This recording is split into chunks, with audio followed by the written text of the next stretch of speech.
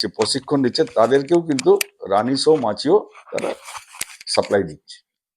তাহলে একটা মৌমাছি পালনের উপরে অনেকগুলো দিক তৈরি হয়ে গেল। যদি আমাদের পাশাপাশি ফসল থাকে, কারণ এটা যে মৌমাছি পালনটা সম্পূর্ণ গ্রামীণ এলাকার উপরে নির্ভর করছে, যেখানে গাছপালার পরিমাণ খুব বেশি, ফলের গাছ বেশি, যে কোনোই ফল হোক না, যেন একটা ফুল থেকে ফল হয়। এবং সেখানে কি হচ্ছে, এই যে আমরা সবজি যেটাকে বলি, সবজি চাষ হয় তো, তাহলে সবজি হচ্ছে ফুল হচ্ছে, যেরকমই ফুল হোক, সেখান থেকে ওরা কি হচ্ছে পরাগ সংযোগ করছে, করে ওরা কি করছে নেকটার আনছে, পোলেন আনছে ওদের খাওয়া দাওয়ার জন্য, এইসব হচ্ছে। আবার যদি প্রচুর বাক্স আমরা করতে পারি, আমাদের যদি একটা মনে করি এটাকে আমি হচ্ছে একটা বিজনেস হিসাবে, আমার জীবিকা হিসাবে নিতে যাচ্ছি, তাহলে অনেক বাক্স আমি করতে পারি, ভালো ট্রেনিং নিলে আমি নিজেই মৌমাছি তৈরি করে নেবো, রানী তৈরি করে নেবো, সেই প্রসেস আছে। তাহলে সেই প্রসেসগুলো কি ধাপে ধাপে একটা ট্রেনিং আছে, একসঙ্গে সব হবে না, পর পর পর পর। এবং যে কোনো জিনিসে আমাদের আগে খুব এক্সপার্ট মানে দক্ষ হতে হবে। দক্ষ যদি আমি হতে পারি তাহলে আমি আমার মতো করে তৈরি করতে পারবো সব ক্ষেত্রে। তাহলে সেইভাবে যদি করতে পারি তাহলে এই মৌমাছি পালন যত বাড়বে তাহলে কি হবে, মধু হচ্ছে দেখা গেলো মধু কমে যাচ্ছে, কারণ ফুলের এত মৌমাছির বাক্স হয়ে গেছে, মধু কমে, তাহলে ওখান থেকে আমি কি বের করব, বিকল্প কি আছে, আমি রানী তৈরি করবো, কুইন সেল তৈরি করে আমি বিক্রি করবো, নতুন যারা বাক্স করছে তাদের আর গাছের দিকে যেতে হবে না, প্রকৃতি তাকাতে হবে না, আমরাই তৈরি করে তাকে দিয়ে দিচ্ছি, সে আবার নতুন বাক্স তৈরি করছে, এটা স্প্রেড হচ্ছে, বিভিন্ন জায়গায় ছড়িয়ে যাচ্ছে।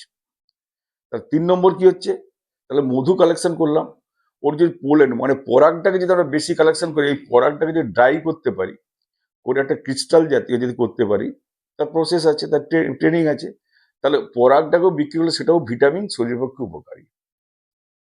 3 নম্বর কি, মৌমাছি থেকে মৌমাছির যেগুলো আছে, আমরা যদি ওর মৌমাছির যে সেলগুলো আছে, যে বাসা বলি বা সেল বলি, তার থেকে যদি আমরা একটা হালকা মানে কি বলবো, বর্ণহীন তরল পদার্থ, কালারলেস, সেটা যদি আমরা কালেকশন করে করতে পারি, সেটার নাম হচ্ছে রয়্যাল জেলি। রয়্যাল জেলি নামটা নিশ্চয়ই শোনা আছে তোমাদের, রয়্যাল জেলি। তাহলে এই রয়্যাল জেলিটা যদি আমরা খেতে পারি, ওর এত দাম, কারণ ওটা মৌমাছির বিহাইভের মধ্য থেকে মানে ওই সেল থেকেই পাওয়া যায়, ওটা যদি আমি কালেক্ট করি না, মাছি প্রোডাকশন হচ্ছে কিন্তু মধু প্রোডাকশনটা কমে যাচ্ছে, কারণ প্রচুর মাছি, তাহলে কতগুলো ফুলে বসবে, তাহলে ব্যাপক ফুল চাষই করতে হবে, মানে ফলের গাছের চাষ করতে হবে। তাহলে আমি যদি ওখান থেকে রয়্যাল জেলি কালেক্ট করতে হবে, জানি কোথায় কোথায় হচ্ছে, শুধু ভারতবর্ষ তো একটা পৃথিবীর মধ্যে দেশ নয়, এর বাইরে অনেক দেশ আছে, তাদের পরিকল্পিতভাবে তারা একটা জায়গা তৈরি করছে, কারণ তারা অনেক দিক দিয়ে আমাদের থেকে উন্নত, এটা অস্বীকার করার উপায় নেই। তাহলে তারা কি করছে, রয়্যাল জেলি কালেকশন করছে। তাহলে রয়্যাল জেলি যদি কেউ খেতে পারে, এই যে আমরা দীর্ঘায়ু বা শতায়ু বলি, সে অটোমেটিক হবে। তার মধ্যে এমন প্রোটিন আছে, সেটা শরীরে গেলে শরীরের মধ্যে 90% মানে কি বলবো, ক্ষতিকারক রোগ যেগুলো মারণ রোগ, গুলো বন্ধ হয়ে যাবে, অটোমেটিক বন্ধ হয়ে যাবে। তাহলে এই যে এতগুলো দিক একটা মৌমাছি, আজকে আমি 1 মিনিট এটা বললাম, কিন্তু এটা সময় লাগবে। ঠিক পড়াশোনার ক্ষেত্রে যেমন ধরুন প্রথম থেকে আমাদের অক্ষর জ্ঞান হলো, অক্ষর হলো বোলানো, মানে লিখতে লিখতে লিখতে আস্তে আস্তে করে কিন্তু হায়ার স্টাডিতে যাচ্ছে, তার জন্য বেশ কিছু বছর কিন্তু আমাদের অতিবাহিত করে আসতে হয় সব ক্ষেত্রে। যারা যে কোনো ক্ষেত্রে, তাকে কেউ দক্ষ হতে হবে, দক্ষ হলে তাহলে আমি সেই জায়গাতে সাফল্য লাভ করব। তাহলে যখন আমি দক্ষ, তো সেই দক্ষ হওয়ার জন্য আমার কি মনের মধ্যে কি কনসেন্ট্রেট, একাগ্রতা থাকার দরকার।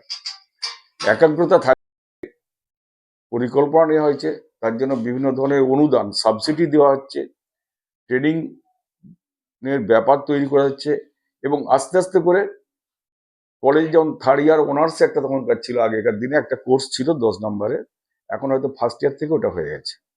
তার মানে এইটাকেও কেউ যদি তার মানে কি প্রফেশন হিসাবে, কারণ চাকরির অবস্থা খুবই খারাপ, সকলেই আমরা জানি, এটা অস্বীকার করার কোনো ব্যাপার নেই, কিন্তু ক্রমান্বয়ে আমাদের কি শিক্ষার হার বাড়ছে, পার্সেন্টেজ বাড়ছে, কিন্তু পার্সেন্টেজের সঙ্গে সঙ্গে কর্মসংস্থান, সেই জিনিসটা কিন্তু আস্তে আস্তে কিন্তু সংকুচিত হয়েছে, কমে যাচ্ছে। তাহলে কমে গেলে কি হবে, না খেয়ে কেউ কি মরবে, তাকে তাহলে বিকল্প রাস্তার বিভিন্ন জায়গায় যেতে হবে।